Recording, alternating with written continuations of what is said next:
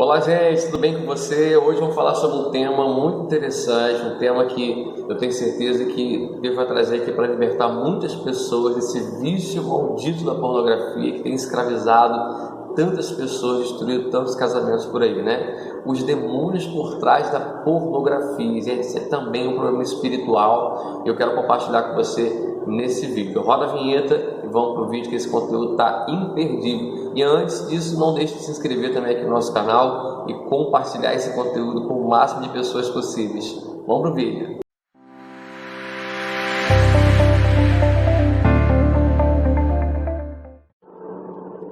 Nesse vídeo nós vamos falar sobre os demônios por trás da pornografia. Gente, olha só, hein? O reino das trevas, ele é extremamente organizado, né? Não parece, mas ele é, porque ele teve Lúcifer, teve origem dos céus, né? Ele aprendeu o padrão dos céus, só que hoje ele aplica esse padrão de forma a perverter, né? A conduzir o máximo de pessoas para a condenação eterna, né? Então, o reino das trevas ele também é organizado. Existe um espírito e um mundo para atuar em cada área da vida das pessoas, né? Por exemplo, existe um espírito que atua na área do vício, existe espírito que atua na área da enfermidade e existe espírito também que atua na área da sexualidade. Esses demônios que atuam na área da sexualidade, né? Então, eu poderia citar aqui no tocante à pornografia, citar até o nome de alguns espíritos que atuam na área da sexualidade, mas eu não quero aqui dar crédito maligno. Esse não é o objetivo desse vídeo. O objetivo é que você entenda que você não está numa batalha simplesmente natural contra um vício, né, físico, químico que está acontecendo dentro de você, e você vai vencer de uma forma muito tranquila. Não, você também está numa batalha espiritual. Eu estou falando isso por experiência própria, porque tudo que eu estou falando para você aqui, que eu ensino nesse canal, são coisas que eu primeiro vivi, aprendi, venci e estou ensinando para você agora, né? Você tem problema com pornografia? Eu quero fazer um convite para você observar a vida dos seus pais, né? Vou dar um exemplo meu, contar um testemunho rápido, breve meu. Eu sou filho de um relacionamento extraconjugal, né? E durante 40 anos a minha mãe, ela viveu com meu pai tendo um relacionamento fora do casamento, né? E eu cresci vendo meu pai tendo muitos relacionamentos extraconjugais, né? Ele certamente tinha problema nessa área da sexualidade. Então, quando eu entendi, chegou um momento que eu tive uma profundidade ali no envolvimento com a pornografia, e que eu comecei a entender que o mesmo espírito que atuava na vida do meu pai, na sexualidade dele, queria também atuar na minha vida, né? Porque eu não acredito na questão, biblicamente falando, na questão da maldição hereditária, mas eu acredito certamente, não porque alguém que ouviu falar, mas porque eu vivi isso na pele, né? Os mesmos espíritos que atuam na vida dos seus pais são os mesmos espíritos que vão querer atuar na sua vida. Isso é uma coisa elementar, isso não vai passar. Então, observe a vida dos seus pais. Se os seus pais tiveram problema na vida sentimental, não conseguem ser felizes na vida sentimental, se seus pais tiveram problema de traição, de relacionamento extraconjugal, né? Então, observe isso, porque talvez os mesmos espíritos que estavam atuando na vida dos seus pais, na área sexual deles, também está tentando atuar na sua vida. E quando você toma consciência disso, a Bíblia diz: conhecereis a verdade e a verdade vos libertará. Quando você tem essa consciência, você começa a entrar nesse vício de uma forma diferente. Você entende agora que você está no campo espiritual, né? É claro que, independente disso, nós estamos debaixo da maldição de pecado antes de conhecermos Cristo. Isso é uma origem adâmica, desde Adão. Isso é um assunto para um outro vídeo, né? Então, você vai dizer para mim: pastor, então quer dizer então que os meus pais tiveram problema na área de sexualidade, então eu também vou ter problema nessa área? Aí eu quero dizer para você que não, né? Ezequiel capítulo 18, versículo 19 ao 20 vai dizer assim, eu vou ler na íntegra para você o versículo, ó. Mas dizei, por que não leva o filho à iniquidade do pai? Por que não leva o filho à iniquidade do pai, né? Porque o filho fez o que era reto e justo e guardou todos os seus estatutos e os praticou, por isso certamente viverá. A alma que pecar, essa morrerá. O filho não levará a iniquidade do pai, nem o pai a iniquidade do filho. A justiça do justo ficará sobre ele, e a perversidade do perverso cairá sobre ele. Ezequiel capítulo 18, versículos 19 e 20. Então não existe negócio de maldição hereditária. Existe sim os mesmos espíritos que atuaram na vida dos seus pais, eles vão tentar atuar na sua vida também. Por exemplo, seus pais tiveram problema na vida sentimental, provavelmente esses espíritos vão tentar atormentar a sua vida sentimental também. Seus pais tiveram problema na vida financeira, provavelmente você vai ter também, esses espíritos vão tentar atuar na sua vida financeira, tentar trazer miséria, escassez, né? Uma potestade atuando na sua vida financeira. Isso vai acontecer certamente. Isso é uma coisa que não passa, né? Mas não significa dizer que eu estou sujeito, que eu estou escravo a esses espíritos. Eu que vou dizer sim ou não, né? O diabo ele não acessa a vida de ninguém sem que ninguém abra a porta. É assim que funciona o mundo espiritual. Ele só entra onde a porta é aberta, né? Se você der a brecha à legalidade, ele entra, né? Isso é fato. Bom, ou seja, a alma que pecar, essa morrerá. Os mesmos espíritos podem se levantar contra você, mas se você confessar Cristo como seu único suficiente Salvador, como está lá em Marcos 16, versículo 16, diz assim: quem crê e for batizado será salvo. Amém? Então, se você confessar Jesus como seu único suficiente Salvador, entregar sua vida para Cristo, a partir daquele momento você vai andar em novidade de vida, vai ser uma nova criatura. Porém, isso não quer dizer que você não vai ser atormentado por esses espíritos que estavam se levantando contra a vida dos seus pais.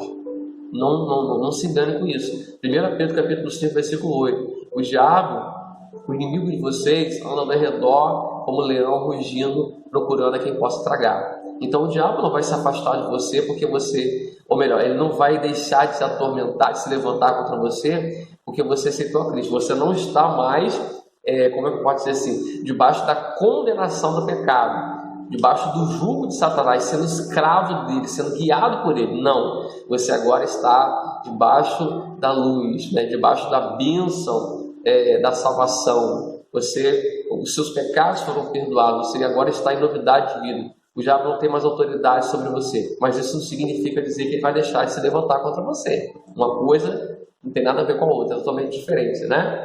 Muitas pessoas às vezes confundem isso.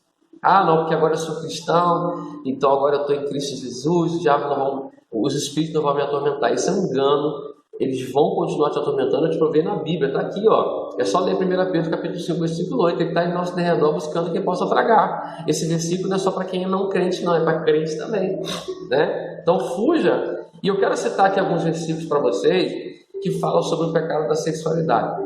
Mas antes de citar, eu quero fechar esse entendimento para a gente poder, como eu prometi aqui no título do vídeo, né? Os demônios por trás da pornografia. Então, existem espíritos que atuam na área da sexualidade para atormentar as pessoas, para aprisionar as pessoas na área da sexualidade.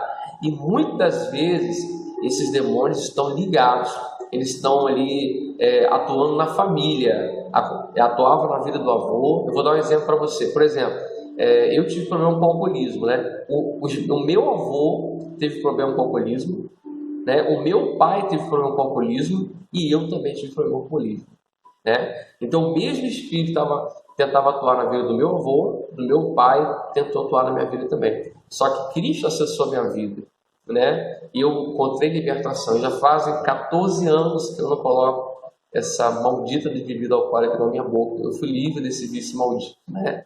Então, e a pornografia demorou um pouco tempo mais para poder ser vencido, mas o mesmo espírito que atuava na vida do meu pai, também na sexualidade dele, que impediu com que ele encontrasse a libertação, que atormentava essa área da sexualidade dele, conduzindo ele, é claro, com uma tendência pecaminosa no homem, é claro, pela vazão que ele deu, claro, mas assim, esse espírito atormentava a vida sexual dele, né? Conduzindo ele à traição, conduzindo ele à imoralidade sexual. E esse mesmo espírito tentou também atuar na minha vida através da pornografia, entre outras coisas, né? Eu também estive envolvido com outras coisas na área da sexualidade, tocante a questão da prostituição, né? Relacionamento antes do casamento, né? Isso é uma coisa, inclusive, até muito comum no mundo hoje, né? O jovem ter relação sexual antes de se casar. Então, no mundo, antes de conhecer a Cristo, eu também estive nesse pecado. Então, você entenda que isso é uma coisa real, e talvez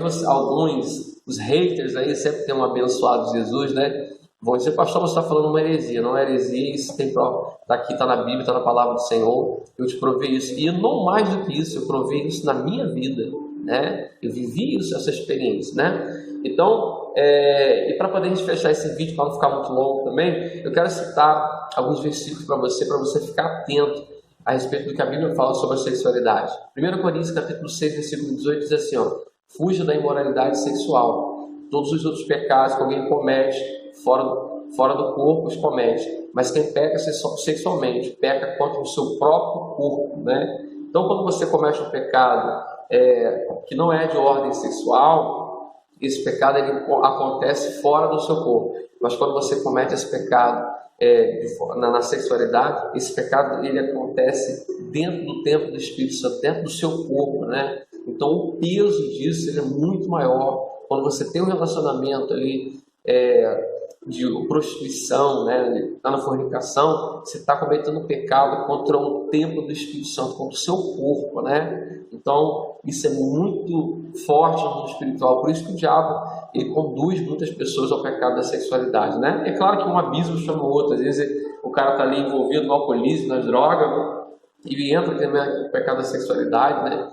Eu estava conversando com uma pessoa que ainda não conhece a Cristo, que ainda não entregou os caminhos, porque ela estava falando: eu vou me prostituir para poder comprar droga, né? Então olha só que coisa interessante, a pessoa ela vai estar ali sobre o governo de um espírito, né, na área do vício, e o outro espírito também está todo junto, porque são pessoas que estão com caixa de demônios, né? Pessoas que estão ali possessas de vários espíritos. Existe o demônio guia, né? Que é o governante, que é o principal, que é por onde acessou a vida daquela pessoa, mas ali ele também abre porta para que outros espíritos também atuem na vida daquela pessoa. Às vezes ela vai ter problema na sexualidade, vai ter problema nos vícios, vai ter problema financeiro, etc, etc, né? Então, problema de enfermidade, né? São espíritos diferentes, mas o espírito chefe, que a gente chama de cabeça, né? Ele vai abrir portas, na medida que você vai dando legalidade, para poder também atuar em outras áreas.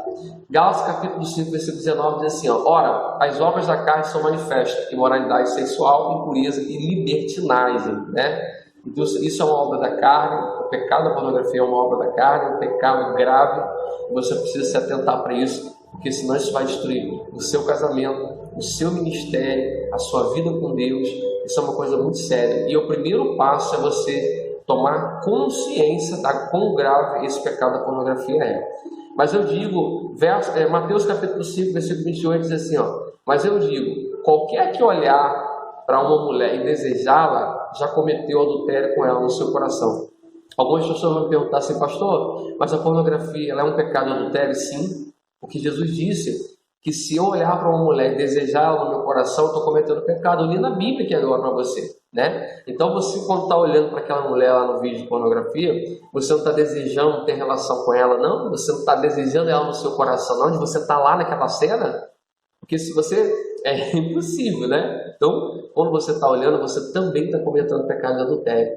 Então, eu estou falando aqui com homens casados, que de repente está dentro aí do matrimônio, mas você está cometendo adultério quando você está ali vendo aquele vídeo de pornografia. Eu te provei isso na Bíblia, tá bom? Então, você precisa se arrepender desse pecado, confessar ele, conversar com a sua esposa e recomeçar, procurar ajuda se necessário for, para fazer uma terapia, procurar ajuda espiritual do seu pastor, em conjunto, né?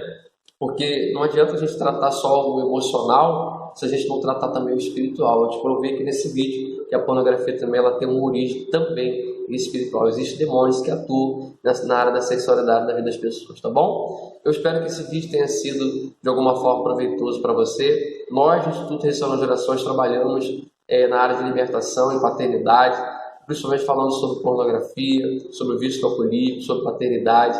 E se esse vídeo ele fez sentido para você, de alguma forma ele te edificou, ele te ajudou nesse processo de libertação da pornografia, compartilhe com o máximo de pessoas possível e não deixe também de se inscrever aqui no nosso canal, tá bom? Deus te abençoe, eu espero, eu profetizo paz e prosperidade sobre a sua vida.